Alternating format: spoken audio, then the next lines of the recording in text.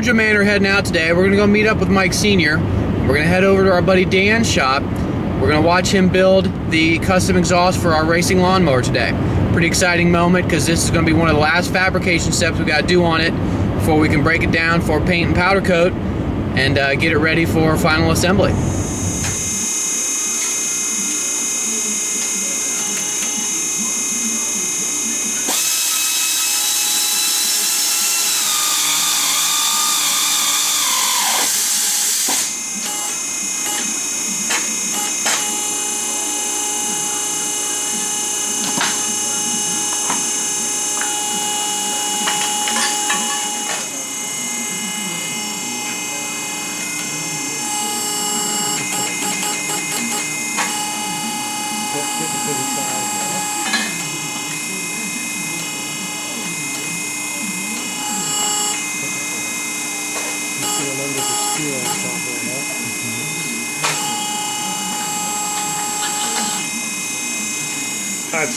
That's too tricky, you know that?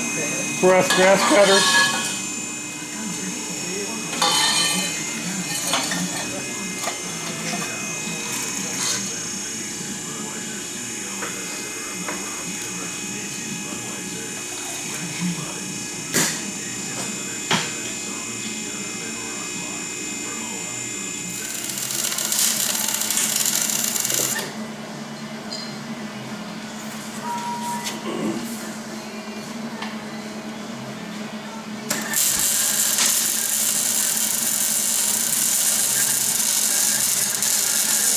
We have got the racing mower to the point of trying to start the motor before we send it out to have it built.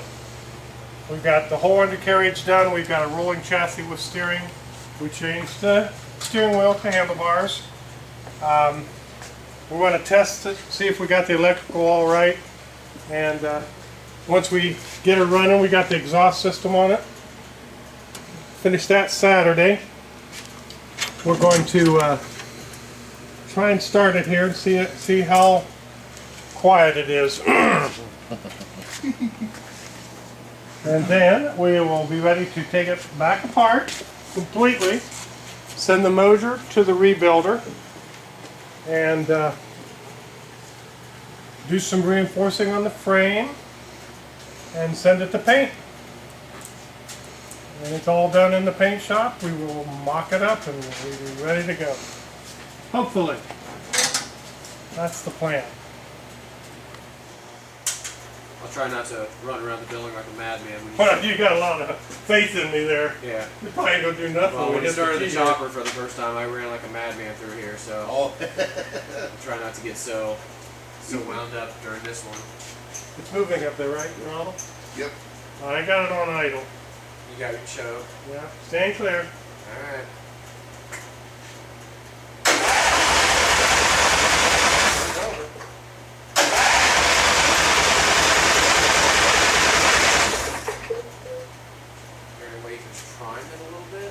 I'll do my best.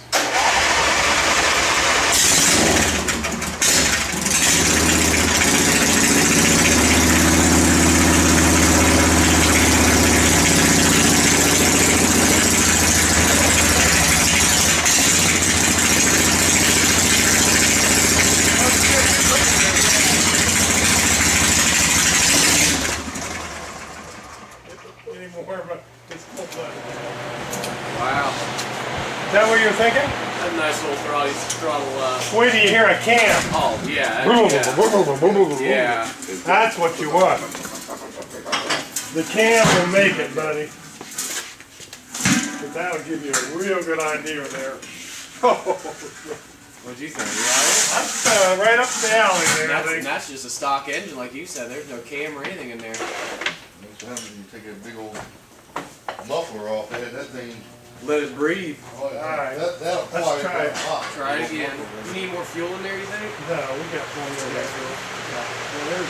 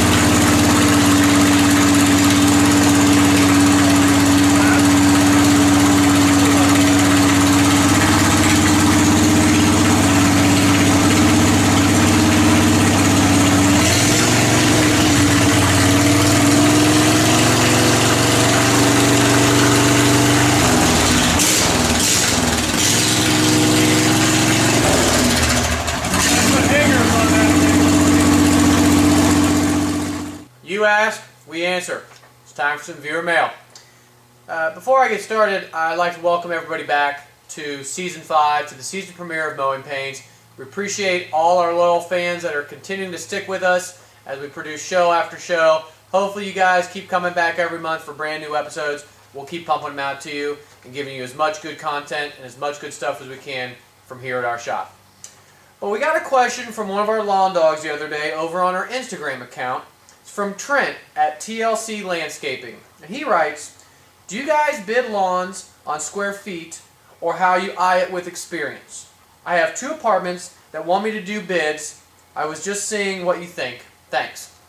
That's a great question, Trent. I really appreciate you writing in.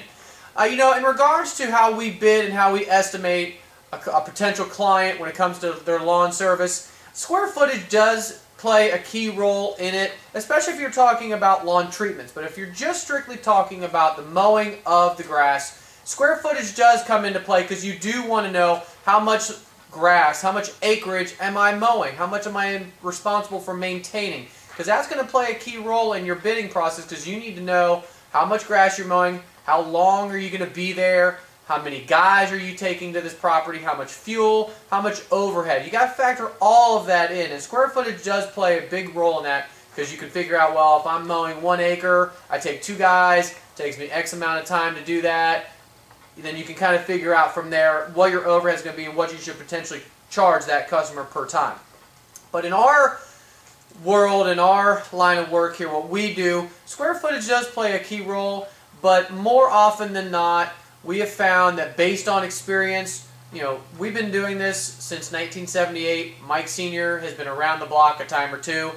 He has the ability most of the time to take a look at a property and figure, okay, it's going to take 2 guys X amount of hours to mow this property, so we're going to charge X amount of dollars. So that's a lot of how we bid our clients. You know, we go on past experience. Sometimes we can even compare them based on square footage. We can compare them to maybe a past client that was about the same amount of square footage, and we can say, well, this client cost this much, this one should cost this much. So that's how we do it. We use square footage. It does factor into it, but a lot of times we just use our experience and our past experience with clients, and that's kind of how we figure out what we should charge a client.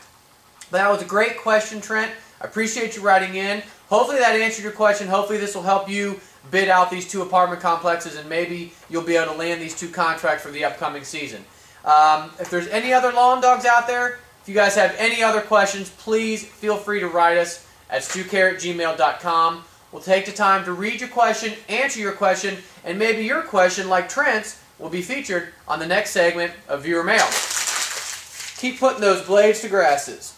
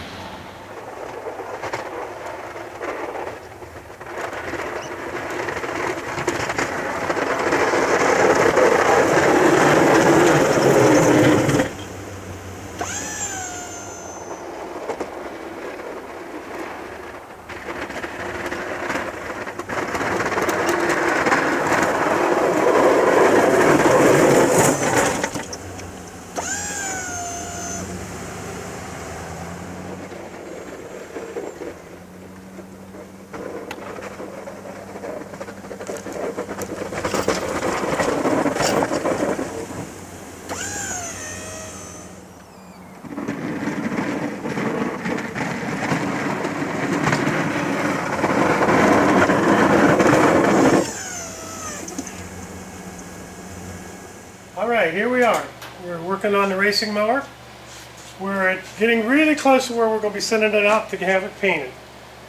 We had to do a couple other fabrications. We have fabricated a battery box. because our battery has to go in at a different point now because of our drive shaft and our sprockets in the back. So we created a battery box that we're going to slip into the frame here, like so.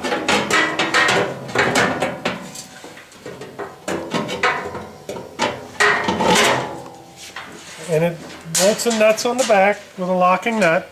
That'll house our battery. It'll be out of the way of all the components we had to add for the racing mower, one of which was a sprocket on the rear axle, and then we have our brakes on the left side here. So that battery box will sit in there, out of the way of everything, and it'll be somewhat of a guard to the chain also. Now you see the frame with our battery box installed, which we had to, like I say, we had to manufacture ourselves to get the battery in a different position. Plus, you got to realize we're dropping the height of the mower.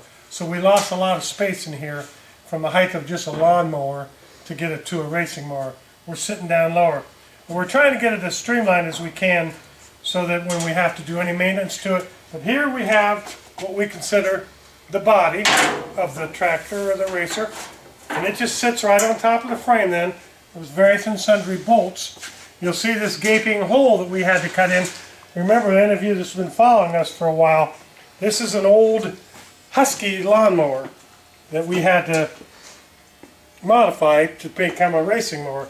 So this opening right here is where we're going to have our right angle gearbox mounted with a sprocket going back to the axle where there's a sprocket. So that's why this gaping hole. So then we had the dilemma, well, we don't want all that exposed. We want a little protection from the chain and the sprocket. So we created what we call a tunnel or a chain guard. And we obviously had to have this hole in here so we had movement for the chain. But then we slit the other side of the body here, as you can see, so that it resembles this side.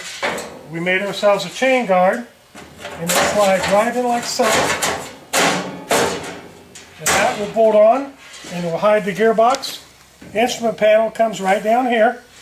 This will be bolted on and painted, the same as the rest of the body. And we'll put a beer cozy here or whatever, I don't know, but we haven't got that far yet. We're just about to the point of stripping it down the rest of the way and flipping the frame over. We're going to box the frame to give it some strength because we're going to put a lot more torque on this frame than that little lawnmower did. We're hoping to get real kind of crazy on this guy. So we're going to box the frame, and that'll be in the near. And once the frame is boxed, we're pretty much ready to go to paint and powder coat. And we're almost to the finished product here. The motor has been sent out. It's being built as we speak. We hope to get a few more horses out of it. And we're going to have this thing ready in about another month.